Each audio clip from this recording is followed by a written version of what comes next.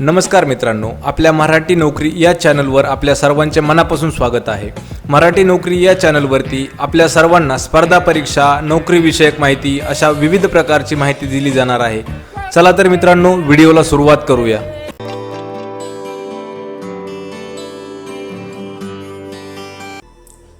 आजचा आपला प्रश्न पहिला, पाश्चिमात्य शिक्षणाला वाघिणीचे दूध असे कोणी म्हटलेले आहे? आणि प्रश्नाचं योग्य उत्तर आहे पर्याय क्रमांक 4 विष्णुशास्त्री चिपळूणकर। तर विष्णुशास्त्री चिपळूणकर यांनी पाश्चिमात्य शिक्षणाला वाघिणीचे दूध असे म्हटलेले आहे। यानंतरचा प्रश्न आहे प्रश्न क्रमांक 2, मानवी रक्तातील हायड्रोजन आयनचे प्रमाण लक्षात घेता मानवी रक्त डॅश धर्मी आहे असे म्हणता येते। योग्य उत्तर आहे पर्याय क्रमांक 2 आम्लारी धर्मी। तर मानवी रक्तातील हायड्रोजनच्या आयनचे प्रमाण लक्षात घेऊन मानवी रक्त हे आम्लारी धर्मी आहे असे म्हणता येते। पर्याय क्रमांक 2 या प्रश्नाचे योग्य उत्तर आहे। यानंतरचा प्रश्न आहे प्रश्न क्रमांक 3, सोनार प्रणालीमध्ये कोणत्या प्रकारच्या ध्वनीचा वापर केला जातो? योग्य उत्तर आहे पर्याय क्रमांक 2 श्रव्यातील ध्वनी। तर सोनार या प्रणालीमध्ये श्रव्यातील ध्वनी या ध्वनीचा वापर केला जातो। पर्याय क्रमांक 2।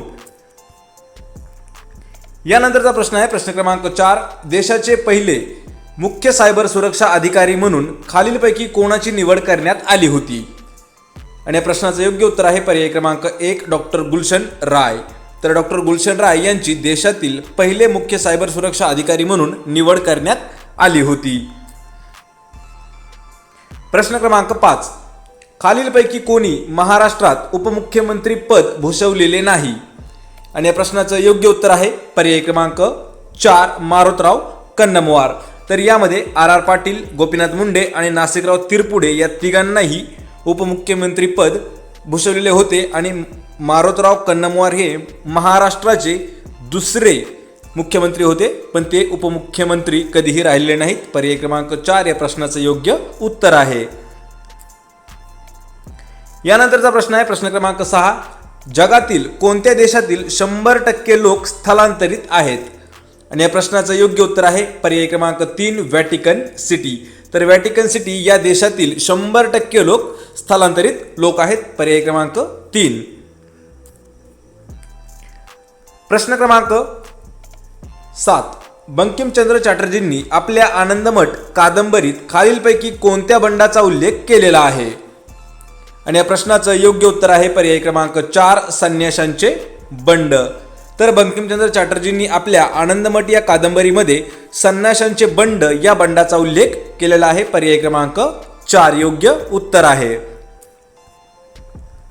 नंतरचा प्रश्न आहे प्रश्न क्रमांक 8, प्रोहिबिशन व सर्शिओरा या रिट्स कोणाविरुद्ध काढल्या जातात? योग्य उत्तर आहे पर्याय क्रमांक 1 न्यायालय। तर प्रोहिबिशन आणि सर्शिओरा या रिट्स या न्यायालयाविरुद्ध काढल्या जातात। पर्याय क्रमांक 1 न्यायालय योग्य उत्तर आहे। प्रश्न क्रमांक 9, डोळ्यात वापरण्यात येणाऱ्या औषधात खालीलपैकी काय वापरले जाते? या प्रश्नाचं योग्य उत्तर आहे पर्याय क्रमांक 2 झिंक सल्फेट। तर डोळ्यामध्ये जे औषध वापरले जाते त्यामध्ये झिंक सल्फेट वापरले जाते। पर्याय क्रमांक 2। यानंतरचा प्रश्न आहे प्रश्न क्रमांक 10, बधाई हे लोकनृत्य भारतातील कोणत्या राज्यातील आहे?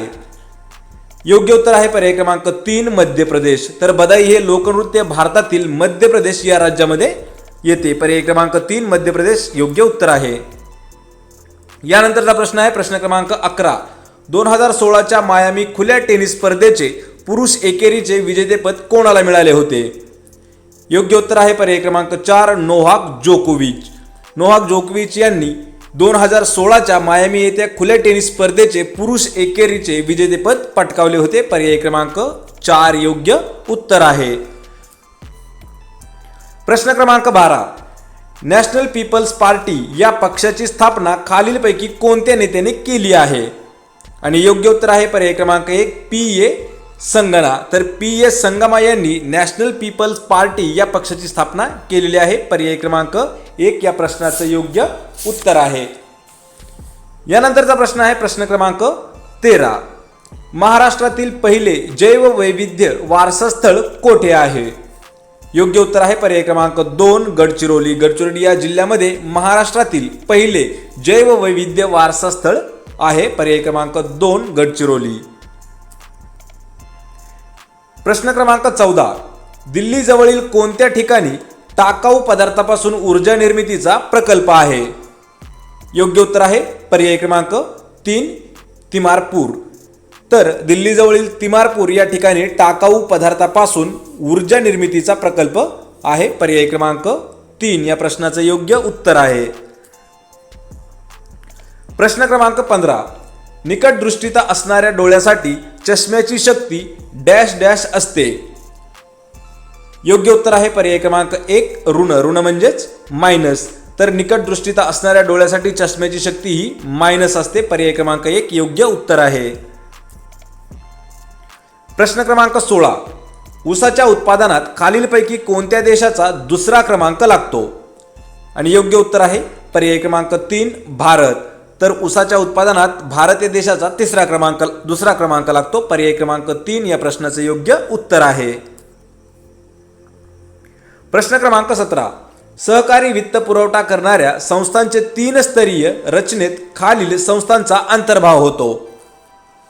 योग्य उत्तर आहे वरीलपैकी सर्व. तर यामध्ये प्राथमिक सहकारी संस्था, जिल्हा मध्यवर्ती संस्था आणि राज्य सहकारी संस्था या तीनही संस्थांचा समावेश हा सहकारी वित्त पुरवठा या संस्थांच्या 3 स्तरीय रचनेत या संस्थांचा अंतर्भाव होतो. त्यामुळे पर्याय क्रमांक 4 योग्य उत्तर असेल.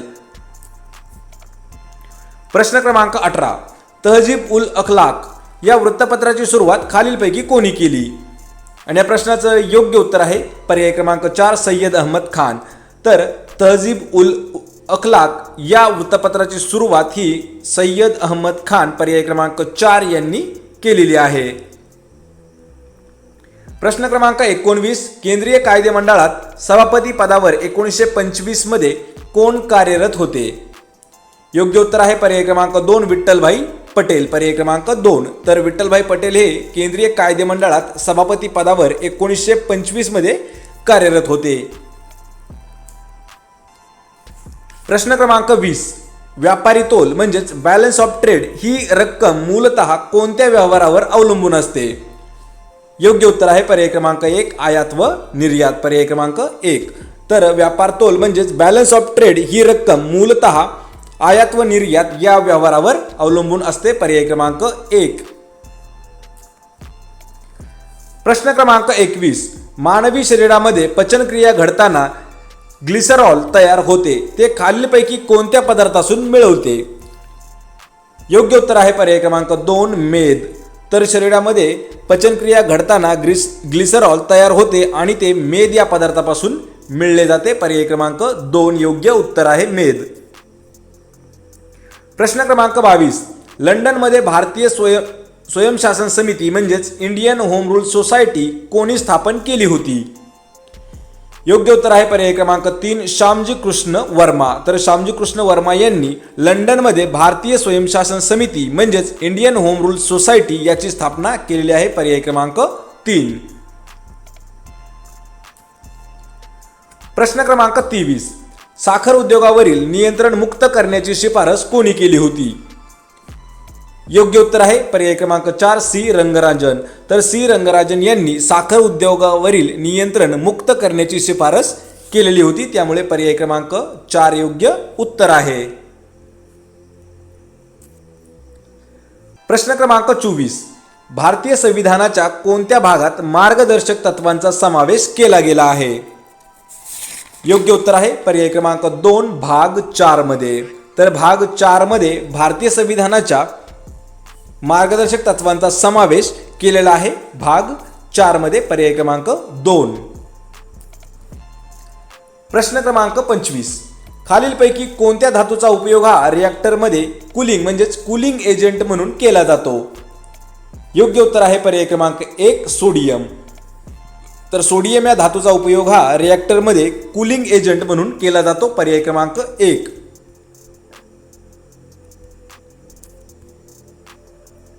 प्रश्न क्रमांक 26.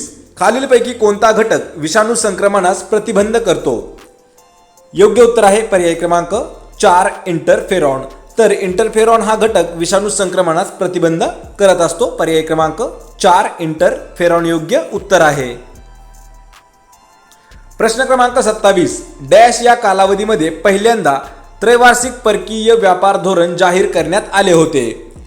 आणि योग्य उत्तर आहे पर्याय क्रमांक 3 1985 ते 1988 या कालावधीमध्ये पहिल्यांदा त्रैवार्षिक परकीय व्यापार धोरण जाहीर करण्यात आले होते. पर्याय क्रमांक 3 या प्रश्नाचे योग्य उत्तर आहे.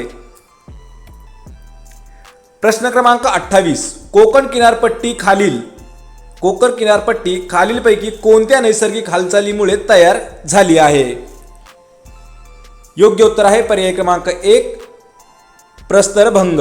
तर प्रस्तरभंग या गोष्टीमुळे कोकण किनारपट्टी ही नैसर्गिक हालचालीमुळे तयार झाली आहे.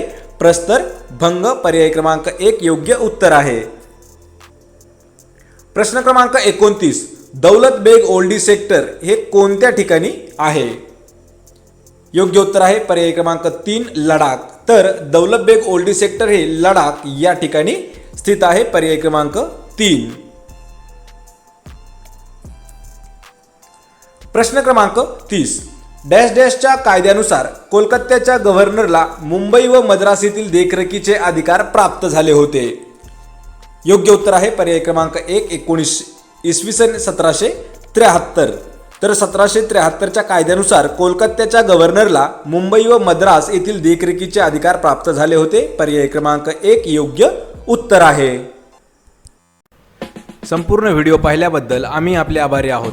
तर मित्रांनो आज दिलेली माहिती जर तुम्हाला आवडली असेल तर लगेचच मराठी नोकरी या चॅनलला सबस्क्राईब करा, म्हणजे अजून असे बरेच नोकरीविषयक माहिती असलेले व्हिडिओ तुम्हाला पाहता येतील. धन्यवाद.